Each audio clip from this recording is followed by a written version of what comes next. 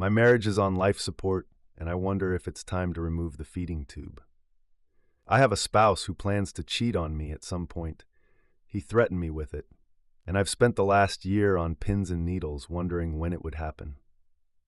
Of course, everyone is talking, just file for divorce, it's mental cruelty. Or, you're acting like a whimpering crybaby, just leave. But I love my partner. I went through hell to be with him, and I don't want to be a failed statistician at 35.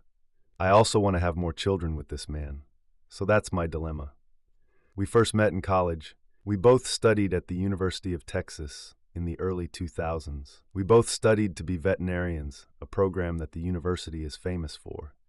I take care of pets. My husband took care of livestock. After a few years, he decided that his true vocation was long-haul transportation and stopped being a veterinarian.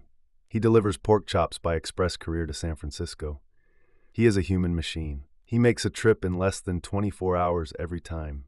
One day he said to me, "Honey, I never drive too fast. Besides, it's all about reflexes." Even after his career change, which I fought against and lost, we certainly don't suffer for money. Anyway, as I said, we met at College Station.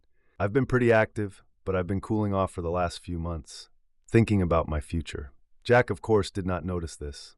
So my trick worked to some extent. The failure was that while taking the pill, antibiotics accidentally got into her due to a sinus infection. So right after I got my degree, my water broke, and we had to go to the maternity ward.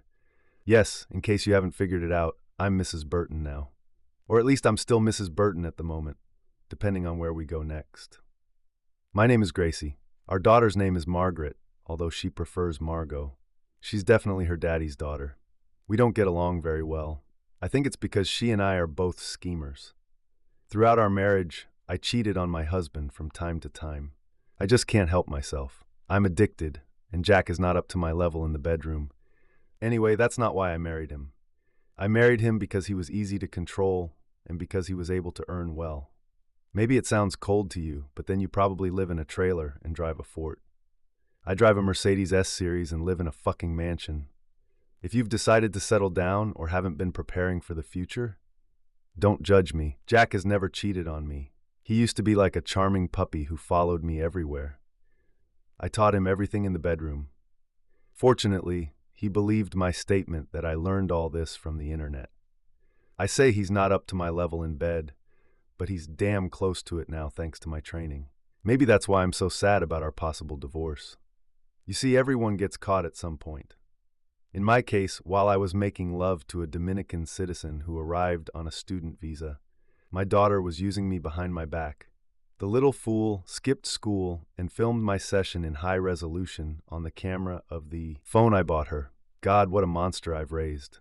I should have had a fucking abortion. But she was the one who tied Jack to me when we were younger and doubtful. Decisions. Hindsight never helps when you need it. When I got home that day, I saw her smirk at me and run upstairs. That's when I entered the living room, and I walked straight into a nightmare. My very last scene was on TV. Jack was sitting in front of him with tears and a piercing sound coming from his chest. My mind told me to run over and pull the cord out of the socket, but my body was in shock. But this was not to be. He finally jumped up and threw the remote control at our very expensive UHD flat-screen TV. His head turned like a tower to face me.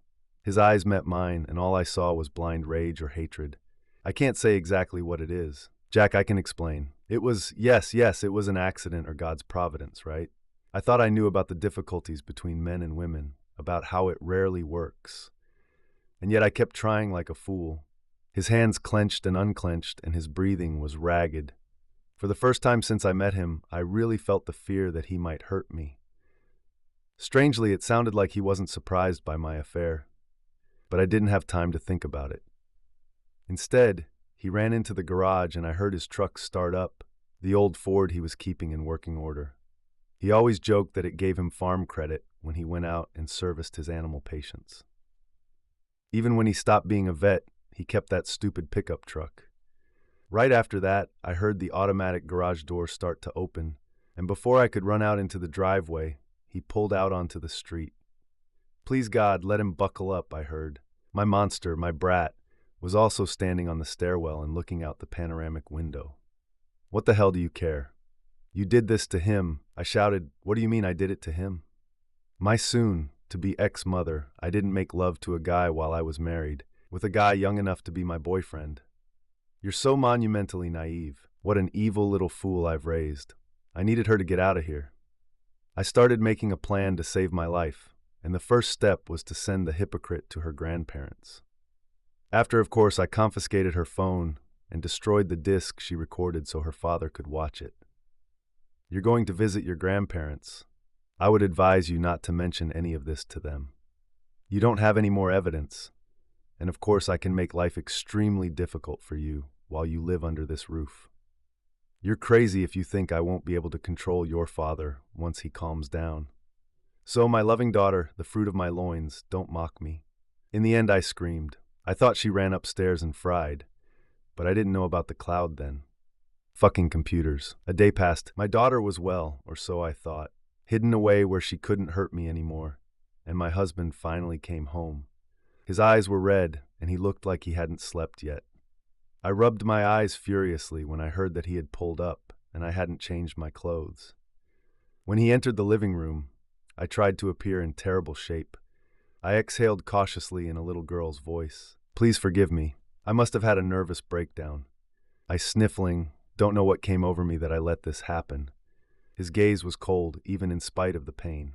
His gaze was full of some unfathomable emotions. I slowly got up and hugged him, but noticed that he did not respond to my gesture. He just stood there like a fence post or a tree, unyielding. I failed you, us and our daughter. I can't fix what I've done. I love you, sob, and I won't fight if you want to leave me. I took a calculated risk. It could have gone either way, but I think the odds were definitely in my favor. Finally, he spoke. Could you stop rubbing against me because I can't concentrate when you do that? I'm tired, and I need more time to think without your influence. I'm going to sleep in the bedroom with the door locked for a while.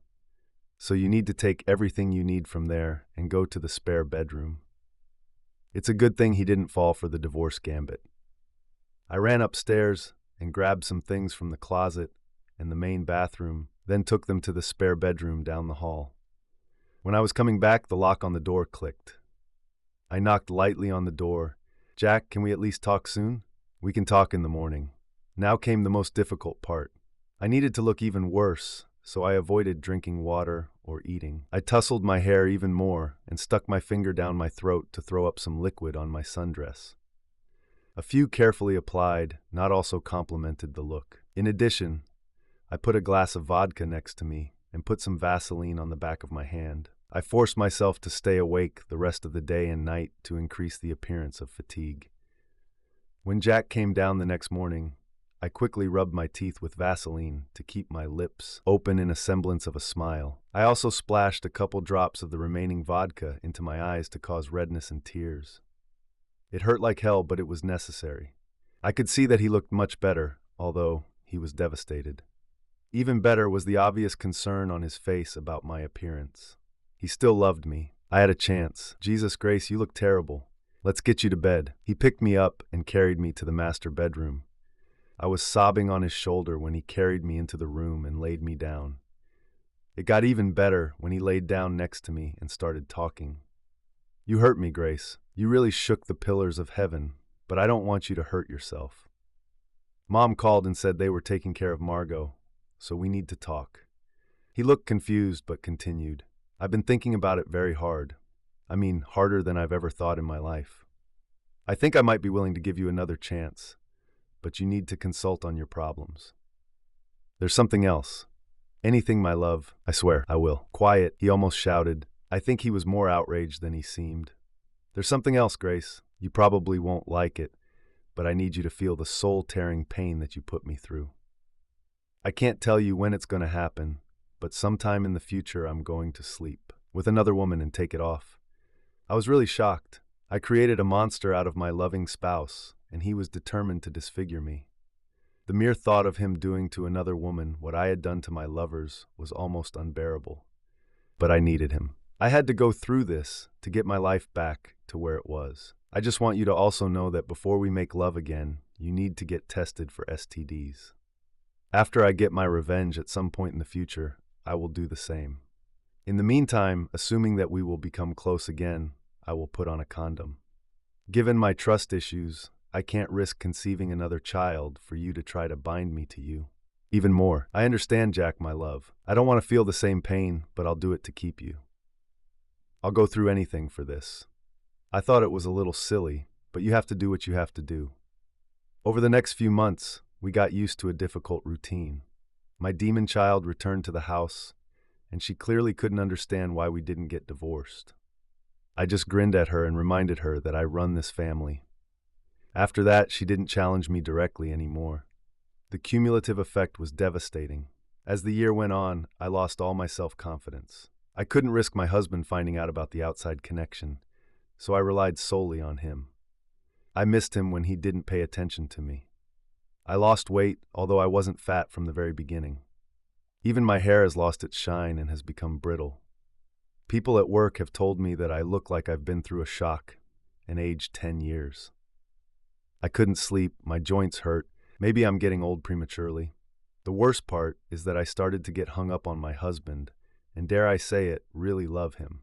Everything was in his hands.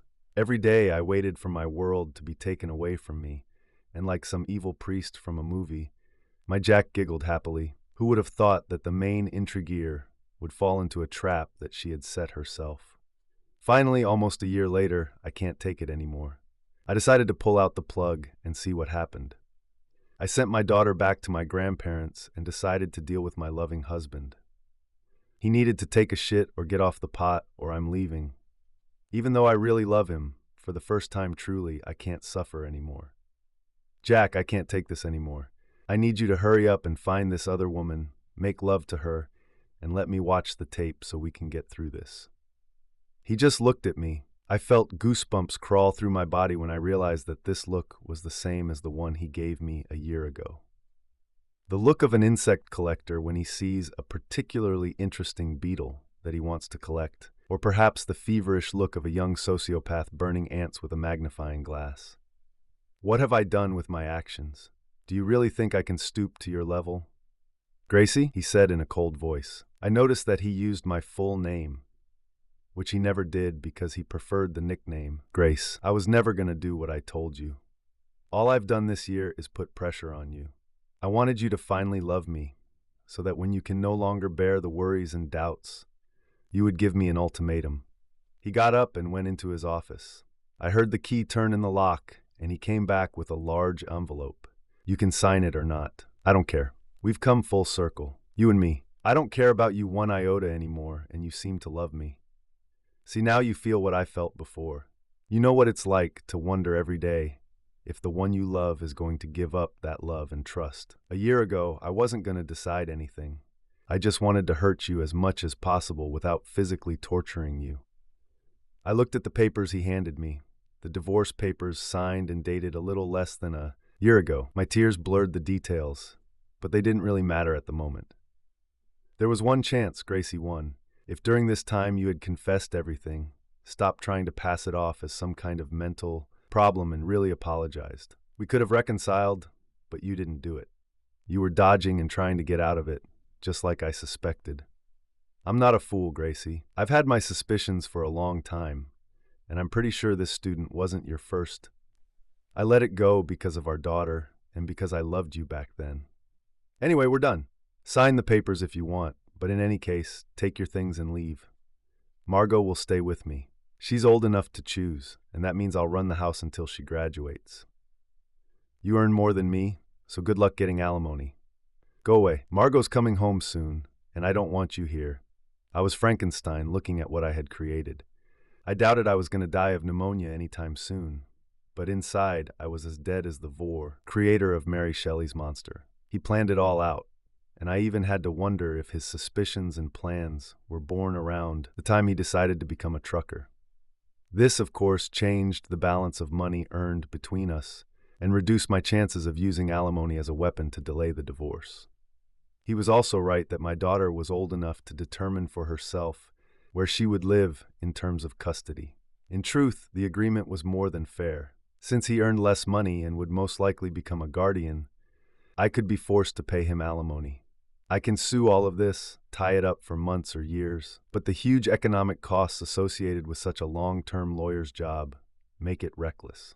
Since I had few options, I reluctantly signed the papers right there, packing up some things before leaving. I can just have the movers pick up the rest. After all, things are just property. What I really want, I don't have anymore.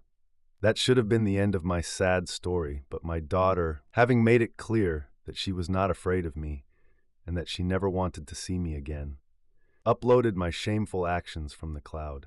I lost my job as a veterinarian and had to look for a job in another state where I could explain my sudden dismissal. Someday I'm sure I'll overcome the pain, the hellish feeling of being cut into pieces. I'm still attractive enough, and even if I don't forget Jack, I could replace him. I'm just not sure what good it can do. I've already had a marriage that I entered into without fully loving my spouse, and look where that got me. Of course, I'm not as strong as Jack. Jack gave me a whole year to be honest and do the right thing, and then maybe he would have accepted me again. I couldn't do it. As for my current love life, I have casual relationships, but I am emotionally cold and dead inside. I still love the monsters that I created myself.